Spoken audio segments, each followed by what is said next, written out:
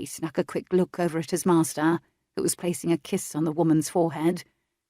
There was something terribly wrong with Calogero, Fabrizio knew, but not until now did he realize how truly insane his master was. Certainly, in the past, his master had cared little for others, often ordering his men to evict villagers from their farms, if they were even so much as a day late with their rent. Yes, Calogero had always been ruthless when it came to money and promises not being kept. But as far as Fabrizio knew, he'd never gone beyond the bounds of the law of the land. Although Fabrizio had sometimes wondered over the last few years if that was, in fact, the case or not. Calogero rose and strode over to a chest of drawers, beginning to rummage inside.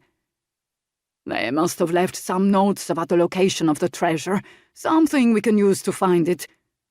I doubt it would be hidden in the baby's room. Not something that important," Fabrizio mused aloud. Calogero stopped his foraging, his eyes narrowing dangerously upon Fabrizio, before he gave a reluctant nod. "Get rid of that." His head motioned to the baby. "And then you can finish searching this room. I will explore their study."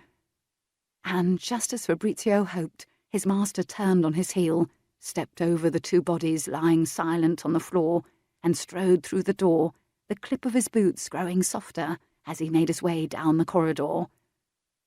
There now," Fabrizio crooned to the baby as he surveyed the room. Spotting an empty leather satchel in the corner, he scooped it up with his free hand and draped it across his spare shoulder. He quickly gathered up some rags for her bottom, picked up the quilt she'd been sitting on, and stuffed them into the bag. He noticed that some leather-bound books had been hidden under the quilt. He lifted one and awkwardly shifted the baby more firmly across his hip, whilst thumbing through the pages. They looked to be journals of some sort, penned in a feminine hand, probably her mother's. Fabrizio peeked down beside him at the lady lying dead on the floor. She had been beautiful, and even in death she looked like an angel.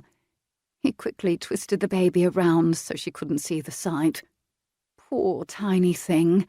No parents to help her now.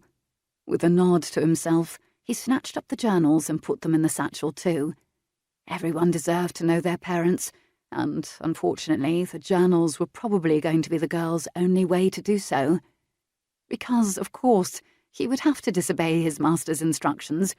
He couldn't kill a child, let alone a girl that reminded him so much of his own daughter.